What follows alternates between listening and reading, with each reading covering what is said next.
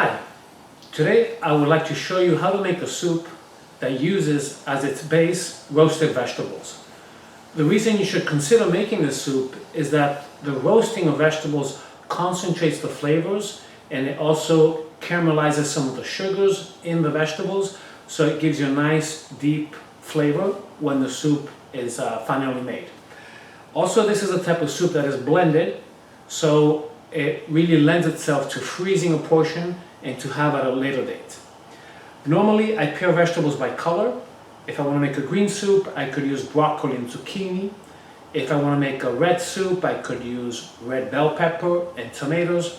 Today I chose the color orange, so our ingredients will be carrots, we have a squash and yams, besides the usual aromatics such as onions and garlic.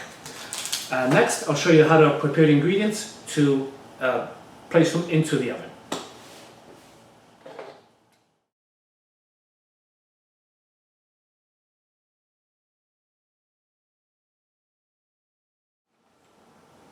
For the garlic, I like to use the external cloves that are a little bit bigger. So I'm going to separate them out.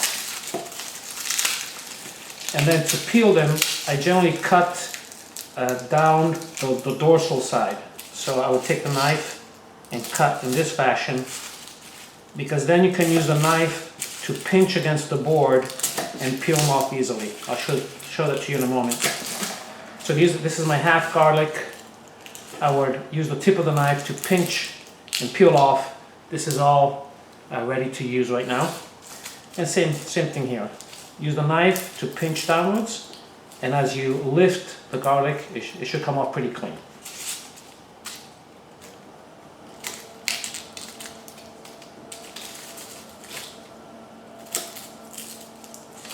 The subsequent step will be to slice the garlic so that it can release its flavor as it's roasting. I generally do this in little slices about this big.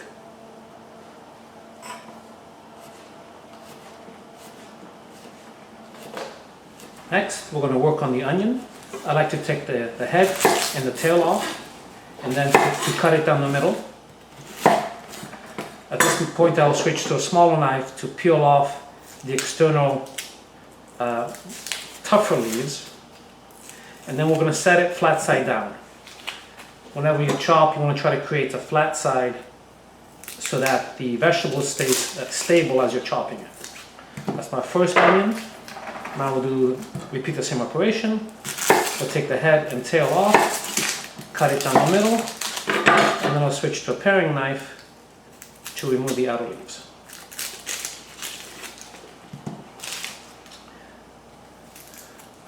My intention is to chop it into small dice. So there'll be some preliminary cuts made as it's faced down like this. You can do planks like this, and strips.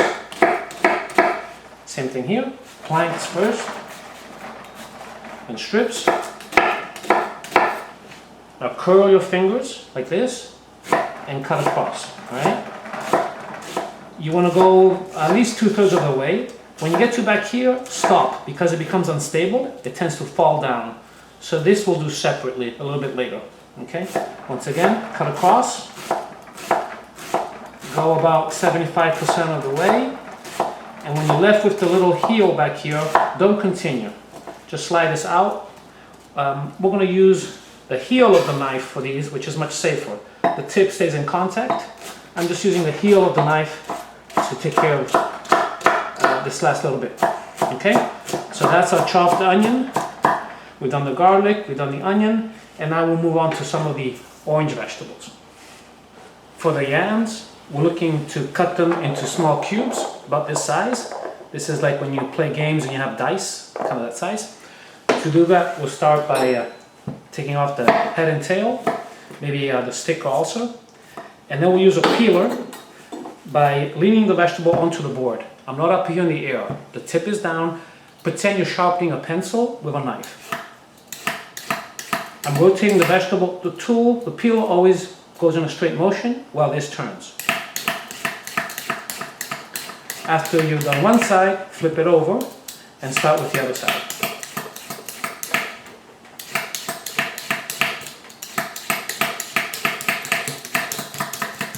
Okay, this is looking good. As you notice, the vegetable tends to turn because we haven't done the first cut yet. So let it find its point of balance, and we'll make the first cut to make it stable. Okay, now face down, keep the tip touching, and then draw the knife downwards.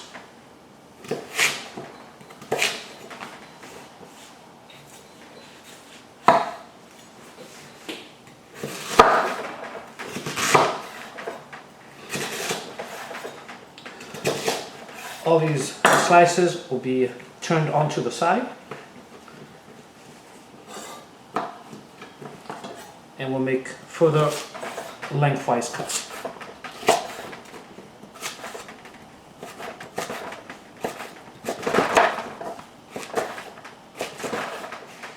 Okay, and soon we will go across to generate our little cubes.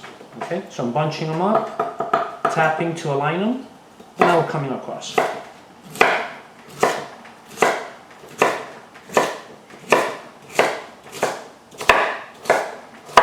Okay, that looks good. Now it's time for the carrots. So let's take the head and tail off. These are organic, so I really don't have to peel them, but I'll go through the motions of it because you may have produce that is not organic. So in that case, we do the same thing as with the potato. We have it touching against the board and rotating with my left hand as I strike down with my right. Okay? And for these, we'll have a longitudinal cut along the length, but then there will be an adjustment cut, and I'll show you what that is in a second. The reason we're cutting things fairly small is that it cooks faster. If you leave the vegetables very chunky in the oven, it just takes a bit longer. Alright, so we do the longitudinal cut, like this. And then you'll notice that the top is wider than the bottom. So this adjustment cut goes from the halfway mark downwards, like this. So that these two sides are similar in width as that.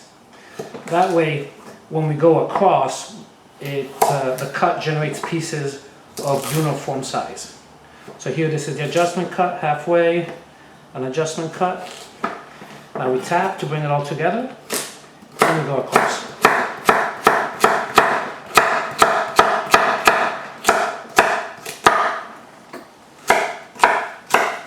Okay, that's fairly uniform right there. That's the carrot. Let's take care of the squash. Head comes off. We'll do the same for the tail, back them here. And there's a sticker somewhere around here. Yeah, well, let's remove that.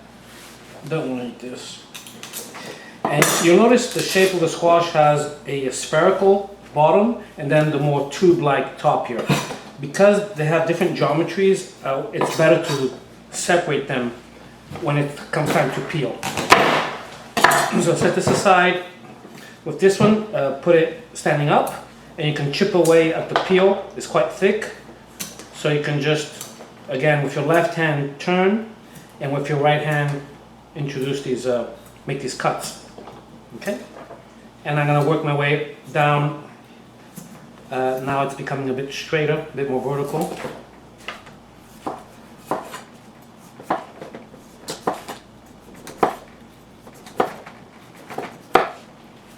This piece is solid. It does not have seeds inside, but this one has seeds.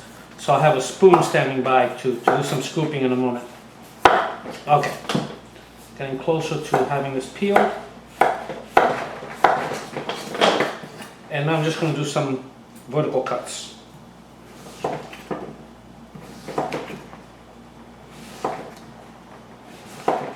Then we'll slice it this way, just like as if they were French fries.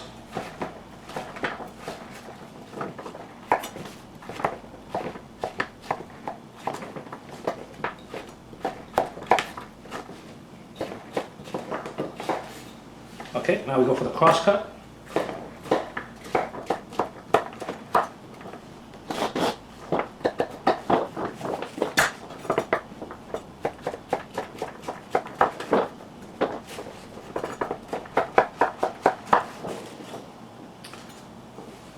for this bottom base, we're going to flip it over and kind of do the same thing we did with the other piece. We'll chip off from the top as we rotate.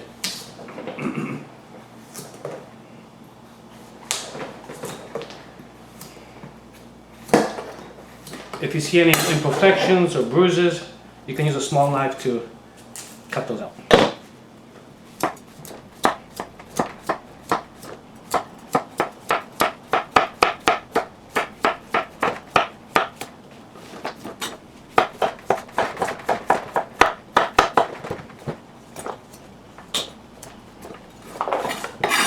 And when I cut this open, you'll reveal the seeds. There are fibers that hold the seeds in place. With the knife, we're going to release those fibers so that when we use a spoon, everything comes out easily. You put the spoon in there and remove all the seeds. After you do so, you'll have two pieces that look like this. And you'll make cuts, keeping that same size of a plain dice.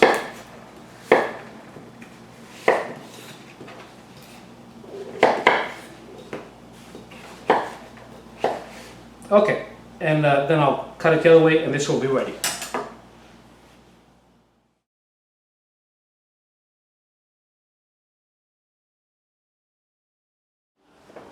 I'm done cutting all of these beautiful vegetables. Now to get them seasoned, I find it easier to use a mixing bowl, put everything in here and then mix. So in goes the pumpkin.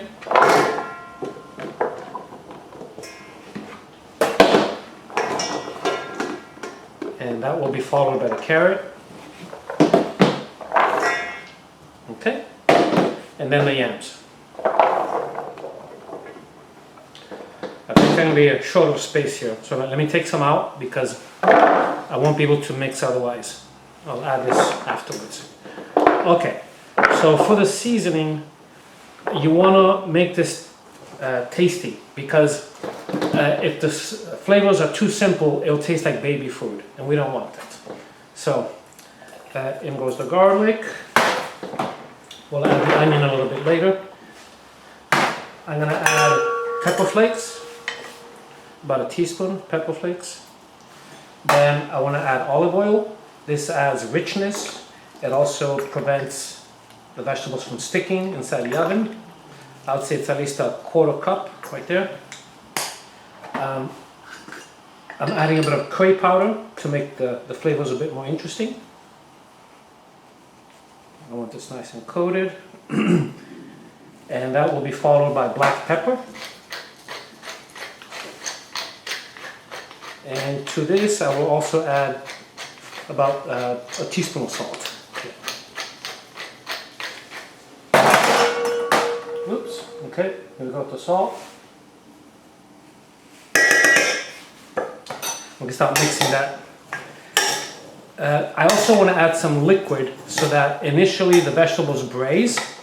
As it stays in the oven, that liquid will evaporate and then the vegetables will start browning a little bit. If they don't brown enough, I like to finish off the last 10 minutes with a broiler to give them color. The liquid I'm adding is chicken broth. And I just want enough so that on the baking sheet there's a half an inch of liquid down there. The other flavoring I use is white wine. This is optional, but it does help. Okay, we'll give that a mix. I'm going to find a way of mixing in the remaining onion and ingredients, and then we're going to lay this out on a baking sheet.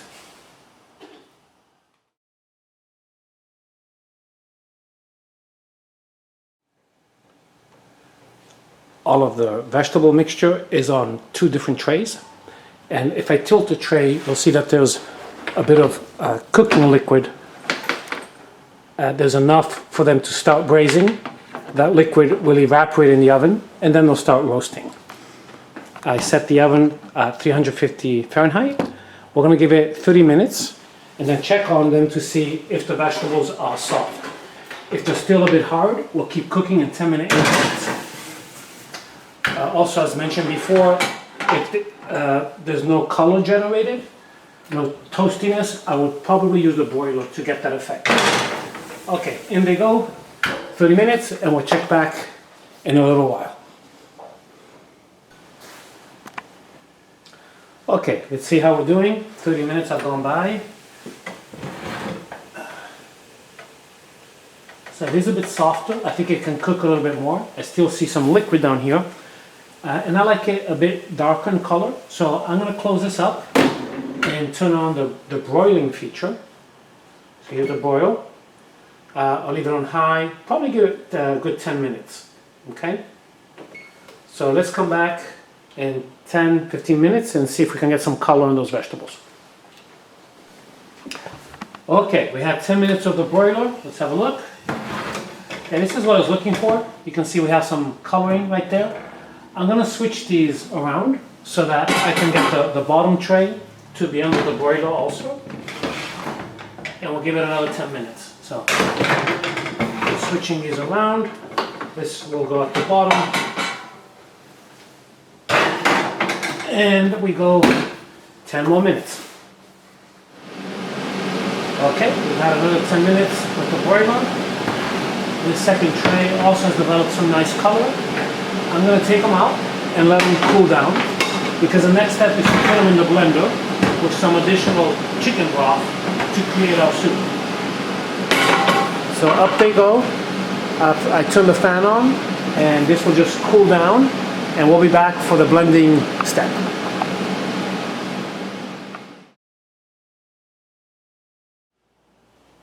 We're going to transfer the roasted vegetables into the blender. To do that, first I'm going to consolidate everything onto one single tray. And then from there I'll start scooping it. There's not enough liquid to blend it, so I'm going to add some chicken stock. And I'm seeking to add enough liquid for the soup to be liquidy, but I don't want it to be too runny. Another part of the blending is to taste the resulting soup and re-season as necessary to check if it has enough salt, if it has enough pepper. So here we go. I'll start scooping.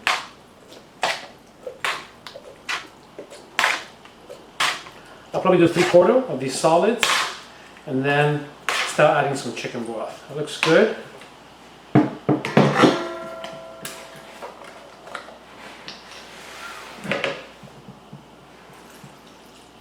I have a couple of cups. Okay, I'm gonna go blend this and then we'll see. I'll just do it in batches until all of this is done.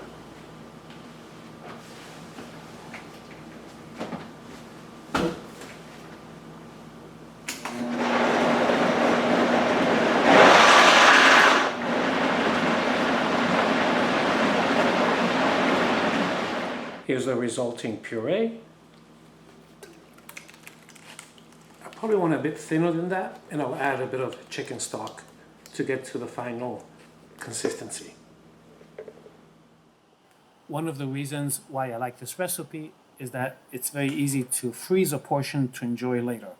Normally I keep half in the fridge ready to eat and the other half frozen. It has a very interesting flavor profile. There's sweetness because of the carrots and yams. It has a certain smokiness because of the broiling and browning of the vegetables. The curry and garlic give a pungent note. There's spiciness because of the pepper flakes. And there's also depth of flavor. There's broth and wine that give a nice subtle background flavor to the dish. And it has a very enjoyable mouthfeel. Good stuff.